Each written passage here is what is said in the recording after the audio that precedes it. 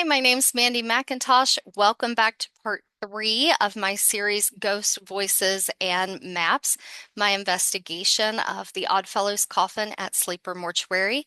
Now, when I left you last time, we found out that the coffin wanted us to go to DeSoto, Iowa. So in this video, you will see what happened in DeSoto, Iowa, and we'll hear from an Oddfellow himself. So stay tuned.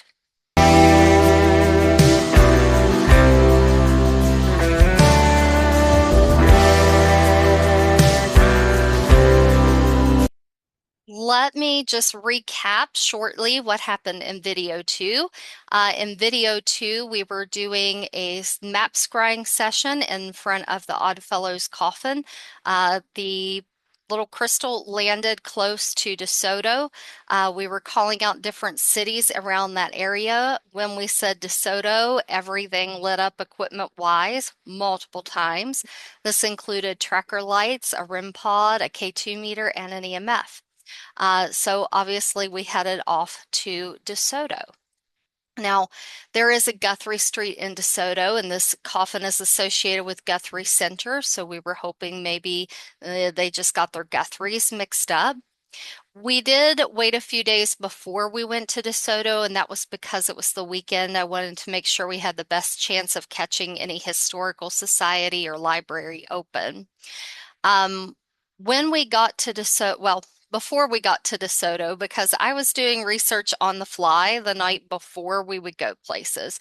And we visited Guthrie Center on the weekend and went through all the graveyards and things like that without finding anything. So the night before we went to DeSoto, I did a little research on it, found Black Hawk had come through there, and also got the shock of my life because Guthrie Street is something that I described prior to knowing that Sleeper Mortuary existed. So I am a Patreon of Richard Estep, and he went to Sleeper Mortuary but did not tell us where he was going and invited us to do a remote viewing and give him answers prior to him announcing where he was. And I decided to play along. I'm not psychic, I see dead people. And so this was a fun thing for me, but it was also quite uncomfortable because I did actually see something, but was very unsure about just saying it. What I described was a field area, a meadow kind of area, not used for farmland, but kind of looked like it. And I described a fence. Now, this is not like a little picket fence that you would see in a house. This is like a longer fence that you would see out in a field. I used the word like a log fence that you would see. And I also felt like the Underground Railroad had run through there. So we did find out that the Underground Railroad likely did run through there, and it definitely is the field with a fence that matches pretty much what I saw. I did not see a white fence, I saw a brown fence, and that would be the only difference between them. So I'm going to go ahead and just play us driving by that area right now.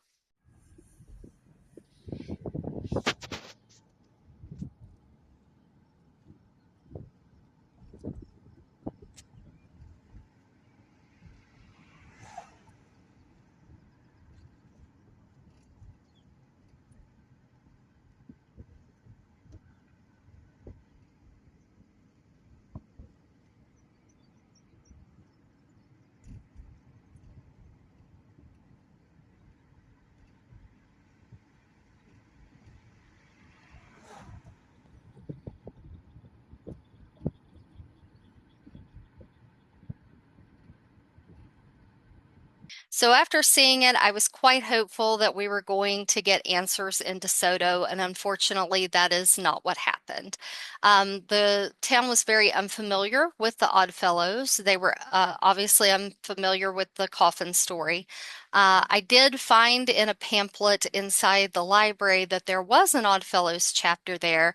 However, it was when the town first started up. Now, it was really popular when the town first started out. However, looking at the Oddfellows website and also at the Secretary of State's database, I found that that Oddfellows Lodge was never registered.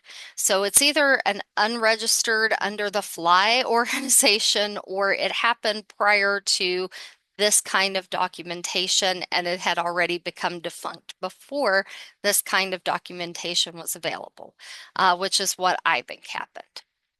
Now, we weren't able to verify anything anywhere, so the most obvious thing to do would be to hit the cemeteries, and that is what we did.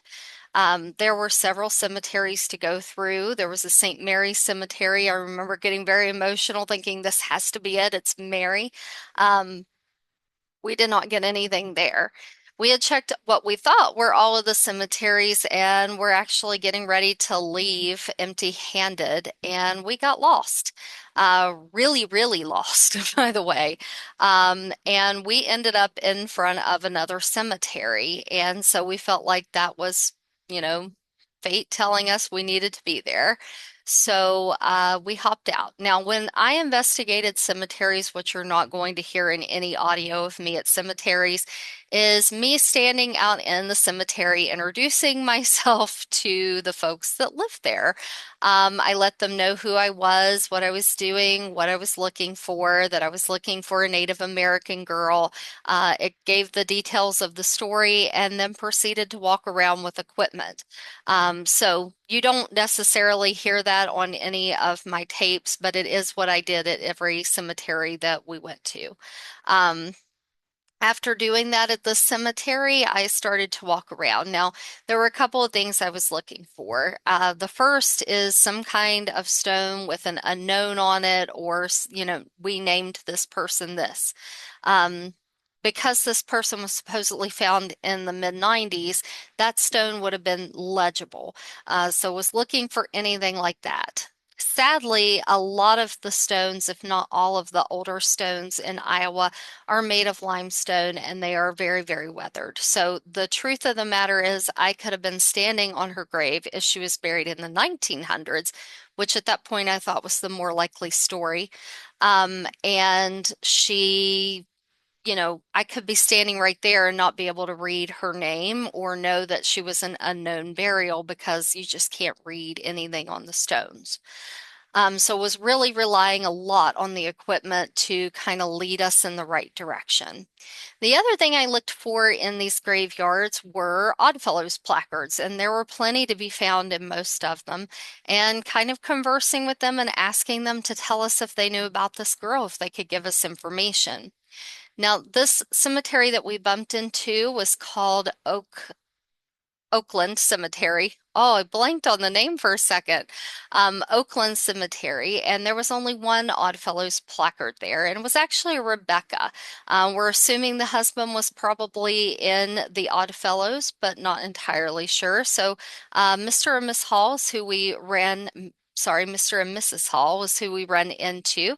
And so I tried to talk with them, and Mr. Hall was very willing to have a conversation. So let's have a listen. Is anyone here that could tell me about the Native American girl?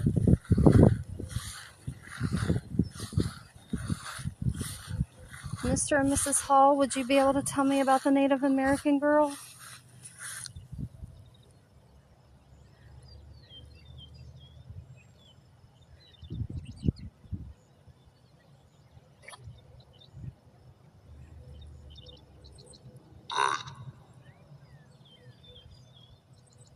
Is she from DeSoto?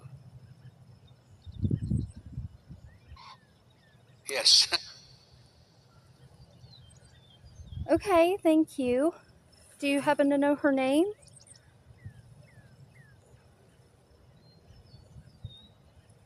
Guys, this for reference, I'm standing at an Oddfellows grave here. I just recorded it on my real phone. We're kind of out of equipment with battery at the moment. Mr. Hall, could you tell me where to find her? Scott. Olscott?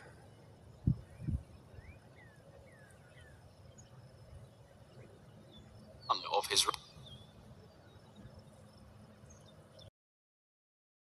So Mr. Hall tells us that this person is in Scott. And that is frustrating because it feels like we have an answer in our hand, but we can't understand it. So we left the cemetery and listened to that a lot. I had a lot of close friends listen to it. Um, a lot of people were putting different things in there, like they were hearing Prescott, and just sounds that I knew weren't in there. And I know this because I'm an ESL teacher. I'm an English second language teacher, and I literally get paid to listen to people speak and correct those sounds. So I was not hearing that. What I was hearing was either the vowel A or O, or I was hearing the letter R. And nothing that I was looking up was matching that. So I spent the next couple of months very, very frustrated and trying just pretty much anything to get information. So a few things happened very quickly in the fall, and one of those things was I had dreams also prior to, or actually after, sorry, visiting Iowa. And I was in a cemetery and I kept hearing Oakland, but I knew I wasn't in Oakland. And by the way, this is just a generic cemetery in the back. It's not any of the ones we visited. When I was in this Oakland cemetery, it was really huge with hills, and I would run down the hill and I would run through these trees, and there were Native Americans trying to help me. I was very much aware something was chasing me, but I could never see it. There was one Native American on a horse. They were trying to like buy me some time, and I had to get to a portal before this thing got me, whatever it was. I had this for several nights, and I remember one night sitting up in bed and saying, I'm tired of dreaming this. I'm tired of this. And I didn't have the dream anymore after that. So I decided to do a Reiki session with my Reiki practitioner and now my Reiki teacher, and see if she could see anything because she often sees things when she's doing a Reiki session. So I brought a lot of stones in that are good for trance-like states and a few other things as well. And we did a Reiki session to see what we could see. Now, during the Reiki session, she said my feet got extremely hot. And I was in Oakland Cemetery again, and I remember saying to her, I'm at Oakland, but it's not Oakland, and I'm so frustrated. Now, my Reiki practitioner, Katie, saw this White House, and she was able to go into great detail describing this White House. She also saw a sign that said Springbrook, a stone chair, and I believe there was, oh, a river going through things. So to me, it sounded a lot like she was describing an area near Guthrie Center. But looking at some of the things, she told me that it really didn't match up for her. So I started kind of trying to look up Springbrook and things like that. And I bumped into a little city called Ascot in Iowa, and I just felt for certain that had to be it. So I decided that we were going to do another trip and hit up some spots. Now, there's actually two Springbrooks in Iowa. One is over towards Davenport, which is going to be over towards where Black Hawk is, and one is down in the Council Bluffs area on the complete opposite side of the state. And so we decided to hit both of them up. We were looking for any kind of stones that were unknown. I did a lot of research trying to find those. And we were set to go the weekend of Halloween, which just felt more appropriate. And I asked my Native American chief if I was supposed to go to Ascot, and he answered. So let's take a look at that.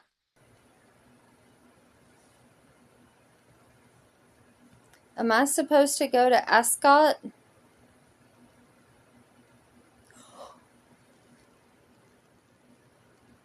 No way. So for me, There's no way that just happened.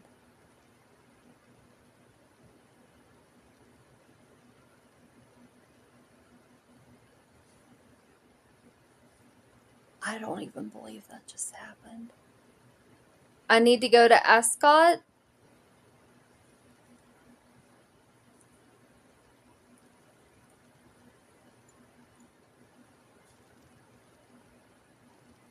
So as you can imagine, we were very eager to get to Ascot and check out the Spring Brooks and run down any leads that had come up. And you're going to hear all about that in my next video, so stay tuned. Please make sure that you check out my website and subscribe to my socials. The link is in the description. And please like and subscribe to my channel here on YouTube. Thanks for watching.